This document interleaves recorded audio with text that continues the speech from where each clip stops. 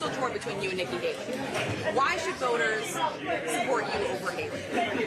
Well, I say what I mean, and I stand behind it. I don't try to be everything to everybody. I saw her comments on the debate stage about abortion, and then she went out to Iowa and said she'd sign a 6-week ban.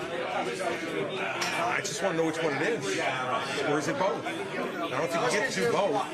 And look, I think also my experience with a Democratic legislature, as opposed to a Republican one that does whatever you like, better prepares me. You spend all your time on the Hill. It's not going to be any picnic, no matter who wins with those folks up there, and you need to have the experience now to do it. So I think those are two big reasons, Rachel. And like you saw tonight, I'm not afraid to answer any questions. Today she got asked in hooks from a student, is Trump a danger to our democracy? She wouldn't answer the question. You can't be both ways on Donald Trump. He is the single biggest issue in this race. He's the front runner. How are you going to win if you don't beat him? And you don't beat him by cuddling up to him and saying one thing and hooks it or not speaking and saying something somewhere else. So I think that's a huge difference between the two of us. And I think over the next 9 weeks, as people really focus here, they're going to see that become more and more clear. When you're talking to that student at the end there, made me think of a quote you had a while back where you said, when you're waking up for your 45th morning at Hilton Garden Hotel, I'm there again tonight. Yeah. And you better think you can win, because that walk from the bed to the shower, you don't think you can win. It's hard. It's long. So to pick up on her, what's getting you up in the morning, and is that person's name Nikki Haley? No. Donald Trump? Still Donald Trump. Look, I don't care about beating Nikki Haley. I want to beat Donald Trump because he's in first. So following that logic then, wouldn't you want to form maybe even some sort of alliance with Nikki Haley to consolidate that? I don't think either one of us is interested in that at the moment, do you? We both want to win. And I don't blame Nikki for that. She's in it to win. She's running hard. And she deserves the opportunity to try to win it too. And I think all these people who want consolidation, let me remind you something. At this time in 2015, there were still 13 people on the stage. At this time in 2011, there were still 9 people on the stage. And at this time in 2007, there were 8 people on the stage. We're going to be down to 4 plus Trump, so we'll be down to 5. This is the smallest field we've had at this time in this century where an incumbent wasn't running. So I think it's narrowed very nicely. I think that people are now going to have a real choice, and we're going to work hard to do it. So Governor Haley has every right to pursue her campaign and pursue it hard, and she's doing that. I just think I'm better. Do you have any thought on the presidential election in Argentina? I haven't spent, with my time in Israel and the other stuff I've been doing, I haven't spent a lot of time studying it, so I'm going to have to take a look at him and the fundamentals of that race. So let's try after Thanksgiving. I'll have a little time to read about it and I can answer it intelligently. Right now, I'd just be guessing. Governor, to Jake's point, I was at Nikki Haley's event earlier today. She was also asked if she'd be interested in teaming up with you as her running mate.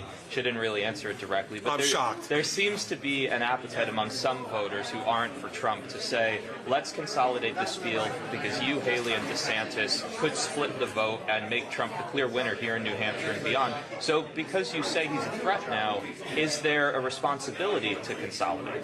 No. There's a responsibility to win. And that's what I'm going to do. So you're not worried about like a Kasich-Rubio repeat from 2016? There were 13 people in the race. But I'm talking about later on when delegates were at stake. And there was By the way, it was over. By the way, it was over. It was over after South Carolina. It was over. There was the Kasich-Rubio thing was an illusion. It was over. He had won in New Hampshire 2-1. He had won in South Carolina with Nikki Haley endorsing Marco Rubio by 10 points. And he had only lost by a few points to Ted Cruz in Iowa. It was over. The only person who had any chance at that point was Ted, and Rubio and Kasich were not a factor. They just weren't. Rubio wasn't a factor after the debate here in New Hampshire. I remember that one. On that note, you've been spending almost all of your time in New Hampshire. Can you talk us through your strategy for South Carolina coming out of New? I was in South Carolina right before I left for Israel. I've been down to South Carolina, but remember, we're going to have a month between New Hampshire and South Carolina. So I got plenty of time to spend a lot more time in South Carolina. I will. And I'm also getting ready to spend some time in Michigan as well, because that's an important primary. Governor, I have the fun questions today. Oh, you have the fun questions. How did you seed that? How did you seed that? Sharing is caring. They're always you. There you go. Okay, what do you got? My fun questions. What are your Thanksgiving plans? We are hosting 25 people at our house in New Jersey, which is why Mary Pat's not here. She's starting to get ready for that. And what is your favorite Thanksgiving food? My favorite Thanksgiving food, mashed potatoes. I make them. That's why I really like them. I was going to say, do you cook? I'm in charge of the mashed potatoes, and I am in charge of the corn pudding. Those are my two contributions, and I carve the turkey. Governor, we've seen some stuff going on in the AI world today. Do you have any reaction to kind of the uncertainty from OpenAI and Microsoft? Like your reaction? Looks like OpenAI made a pretty stupid decision from where I sit. They lost the two leaders of their company, and now they got 500 other ones who say they want to leave and go to Microsoft. Sounds like the board made a bad decision. Now, it's from a distance, but it looks like a bad decision. We'll see how it all plays out here over the long haul. Maybe Microsoft buys the other 51% of AI. Last question.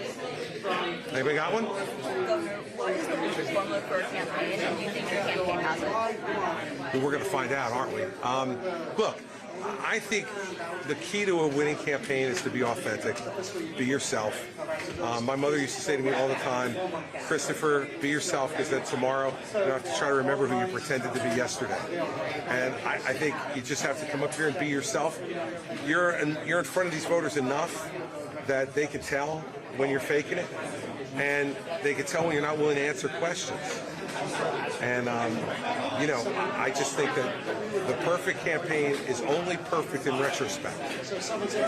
When I've won, I ran the smartest campaign. I was brilliant after the fact. When I lose, I was stupid and I didn't know what I was doing, right?